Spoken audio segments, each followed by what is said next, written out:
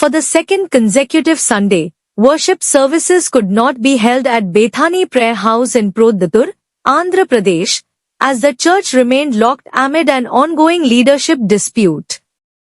Nearly 70 believers gathered outside the church gates, hoping for the restoration of regular worship. With the church closed, worshippers and trust representatives conducted a peaceful prayer service on the roadside, praying for unity, peace, and the reopening of the church.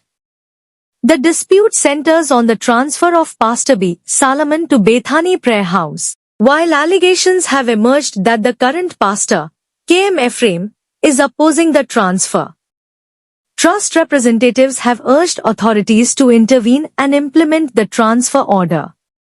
Meanwhile, Pastor Ephraim has stated that services were suspended due to concerns over law and order and the safety of believers. Long-time worshippers expressed deep sadness, saying they had never witnessed Sunday worship being disrupted in the church's history.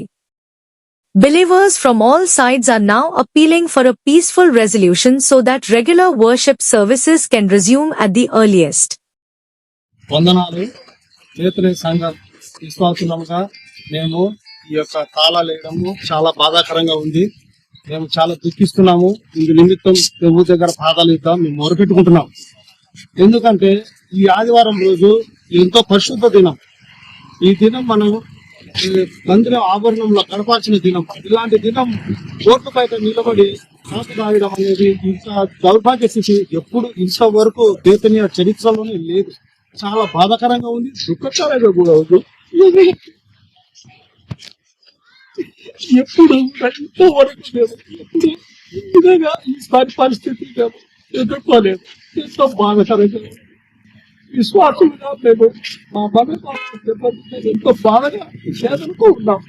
దయచేసి అయ్యా police వారే కానీ ఎవరైనా కానీ మా ప్రార్థన ఆలకించండి.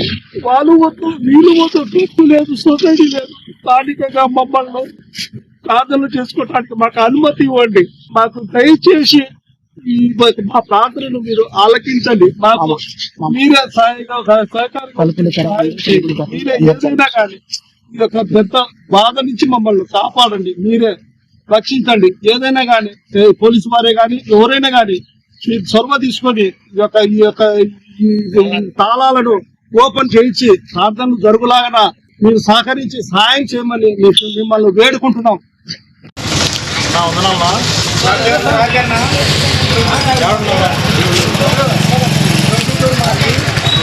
1971 రక్షింపబడ్డ ఈ మందిరం 1964 దగ్గర అప్పటికి కట్టిన తర్వాత 71 నేను వచ్చాను. అప్పటి నుంచి ఇప్పటి వరకు కూడా ఈ యొక్క బేతనీయ ప్రార్థన మందిర సభ్యులుగా నేను ఉంటూ ఉన్నాను. అనేక మంది 15 మంది సేవకులు వచ్చారు. మొదటి వారు చంద్రబాబు చేసు, రెండోది ఎంపాలు, మూడోది జాన్ స్టూవర్టు, నాలుగోది అరుదాసు, ఐదవది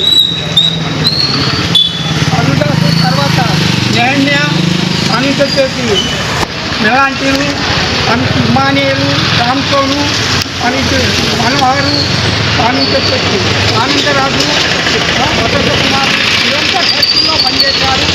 ఖర్చు పునాది చేసింది అర్జున్ గారు, కృష్ణ గారు, ఆ నుంచి అరవిందం గారు పునాది చేశారు. అప్పటి నుంచి ఇప్పటి వరకు చర్చలో ఈ యొక్క బేతనీయ ప్రార్థన మందిరము నడుస్తూ ఉన్నది.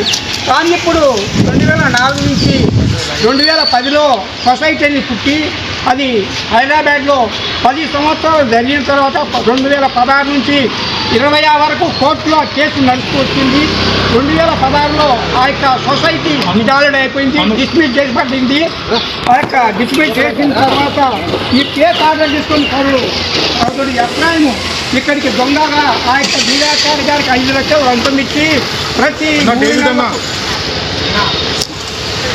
3 నెలలకు 5 లక్షలు ఆ యొక్క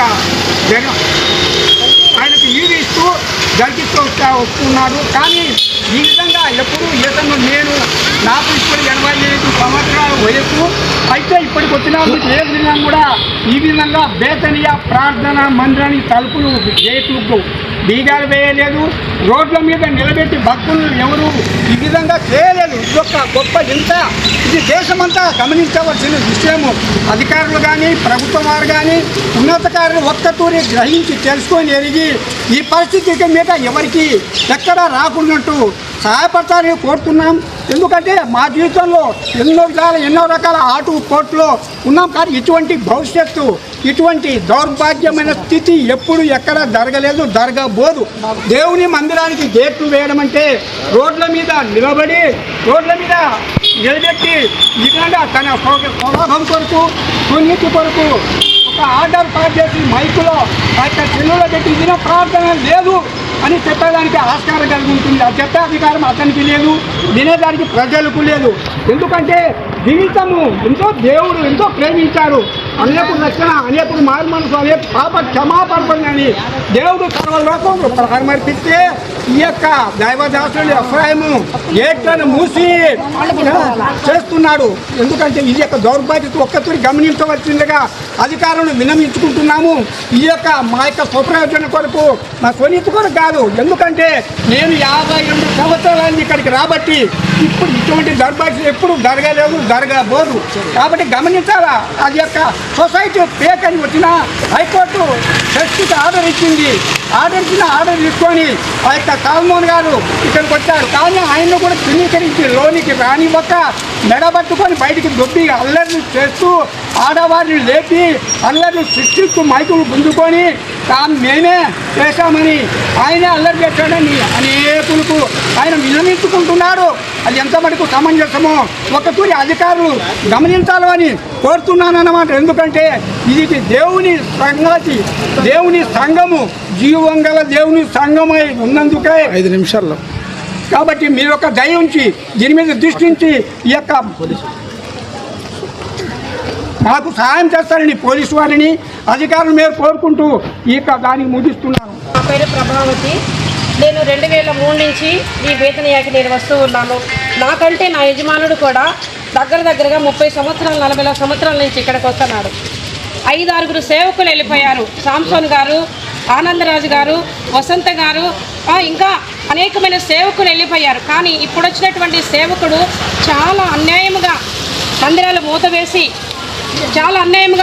మూతవేసి బీగాలేసి తన ఇష్టానుసారంగా చేస్తున్నారు.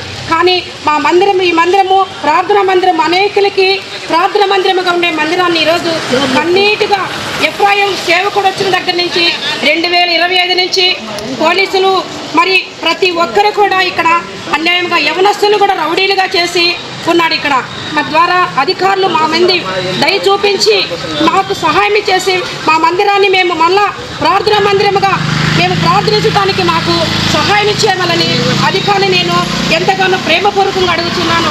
కానీ తద్వారా ఇప్పుడున్న సేవకుడు ఎట్లయితే వచ్చాడో తనని మళ్ళా మీరు తన ద్వారా పంపించేసి మాకు ఇప్పుడు వచ్చిన సేవకుడిని మాకు మందిరంలో నిలబెట్టాలని అడుగుతూ ఈ కొద్ది మాటలు దేవుడు ఆశీర్వదించింది కాక. 1971 114/1971లో సొసైటీ స్థాపించడం జరిగింది. అప్పుడు ఉన్నటువంటి వ్యక్తులు భక్సింగ్ గారు, ఫిలిప్ అంకులు 8 మంది సంఖ్యతో ఉన్నారు. అప్పటి నుండి సొసైటీ 1980కి క్లోజ్ అయినటువంటి ఉద్దేశాలు కనిపిస్తున్నాయి. అందుకు కావాల్సిన ఎవిడెన్స్ కూడా మా కాడ ఉన్నాయి.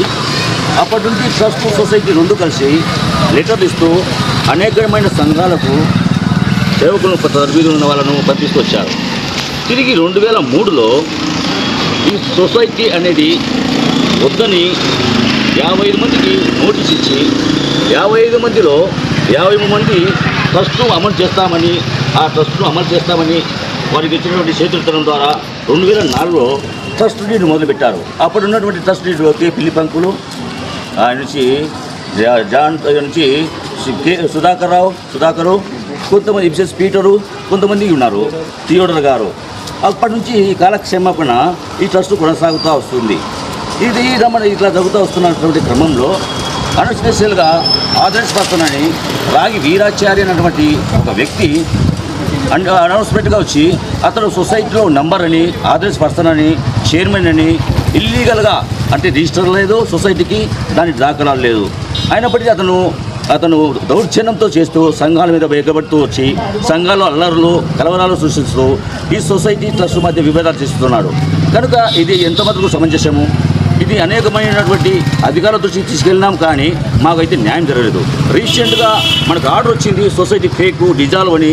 అయినప్పటికీ కూడా దీన్ని తిరస్కరించి మన ఒక ఆర్డర్ను ఓబే చేసి పక్కన పెడుతున్నారు. కనుక దయ ఉంచి న్యాయం అన్యాయాలు పరిశీలన చేసి న్యాయానికి మీరు పట్టం కట్టిస్తారని ఇప్పుడు వచ్చినటువంటి పాస్టరు ఎవరైతే ఉన్నారో సాల్మన్ బ్రదర్ అండి లోపలికి ఆహ్వానిస్తారని, ఇక్కడ ఉన్నటువంటి కేఎం ఎఫ్రాయిమ్ను అతన్ని బదిలీ చేయాలని సభాముఖంగా మీడియాకు తెలియజేస్తున్నాను.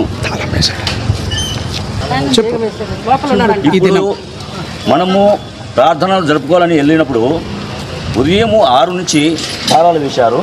చూడండి తాళాలు కూడా. ఆ తాళాలు తీయడానికి అతను లేడు. అసలు మందిరంలో తాళాలు వేయడానికి అతని అర్హత లేదు. అతను అనర్హుడు. అతను ఫేక్ బాడీలో వచ్చినటువంటి వాడు. కనుక దీని మీద దృష్టించి ప్రజలు కానీ సంఘం కానీ అధికారులు కానీ దృష్టికి తీసుకెళ్లాలని సభాముఖంగా తెలియజేస్తున్నాను.